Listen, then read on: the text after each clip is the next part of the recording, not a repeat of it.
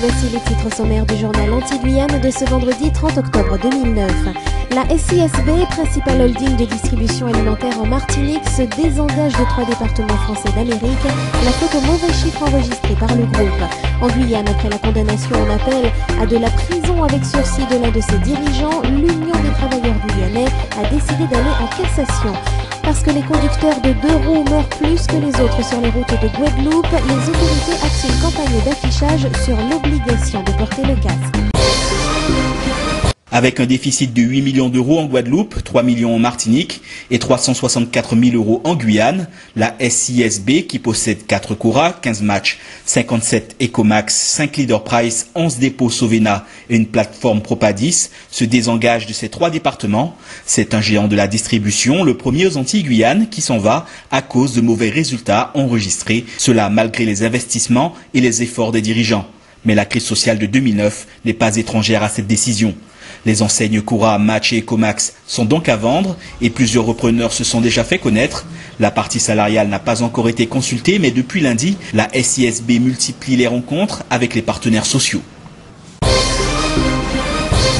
L'Union des travailleurs guyanais veut aller jusqu'au bout après l'arrêt de la Cour d'appel condamnant Jean-Victor Castor dans l'affaire opposant la centrale syndicale à EDF. Pourtant, la peine de l'ancien conseiller régional a été ramenée à 1 mois de prison avec sursis et 1 500 € de dommages et intérêts aux parties civiles.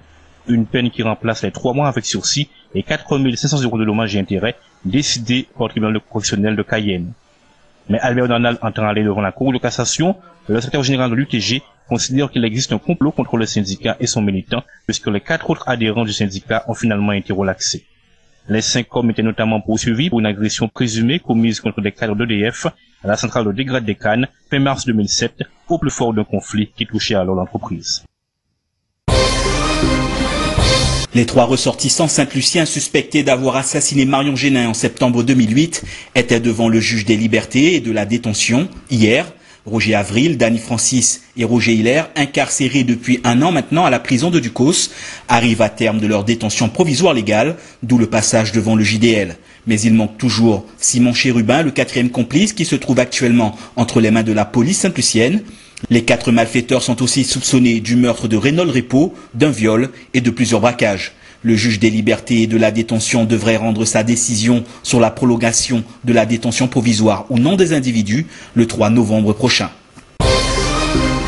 Mets ton casque, voilà ce que les usagers des axes routiers de la Guadeloupe pourront désormais lire sur les panneaux implantés au Gosier, aux Abîmes, à Bémao, à Basse-Terre et au Moule. Pour signifier aux Guadeloupéens que la délinquance routière est prise très au sérieux par les autorités, le préfet de la région, Nicolas Desforges, s'est personnellement déplacé à Montauban-Gosier pour le lancement de cette campagne d'affichage centrée sur l'obligation de porter le casque. 1 2 roues sur 2 en Guadeloupe ne portent pas de casque. En 2008, 23 conducteurs de 2 roues ont perdu la vie sur les routes du département, 12 ne portaient pas le casque. Depuis le début de l'année 2009, sur les 45 personnes tuées lors d'accidents, 15 circulaient à moto ou en scooter, 8 ne portaient pas de casque. Les visuels de la campagne de prévention sont volontairement choquants puisque le but est d'interpeller les usagers. Je veux dire à tous les jeunes, mettez votre casque, et je veux dire à tous les parents, obtenez, exigez de vos enfants qu'ils mettent leur casque. Les services préfectoraux entendent tout faire pour limiter les accidents de la route. Cela passera aussi par la multiplication des actions de contrôle et de la répression dès ce week-end de la Toussaint.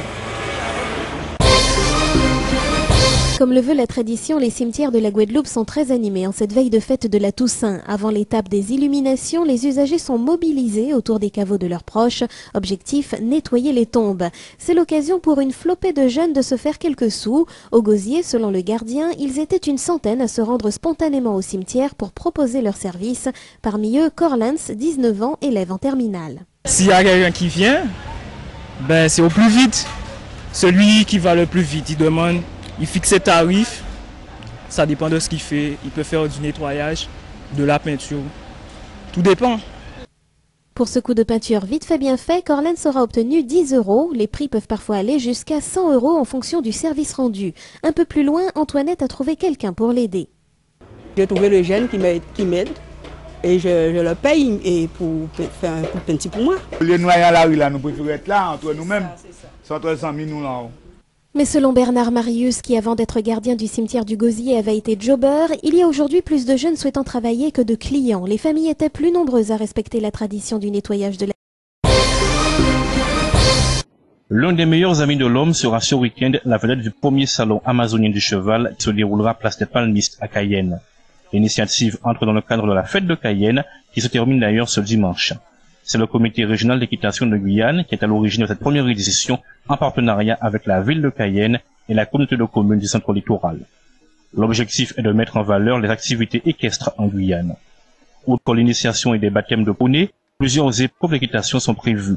C'est dans ce cadre que sera aussi organisé le Challenge Inter-Caraïbes, une épreuve de saut d'obstacles disputée par des cavaliers de Guyane, mais également de Martinique, de Guadeloupe, du Suriname et du Brésil.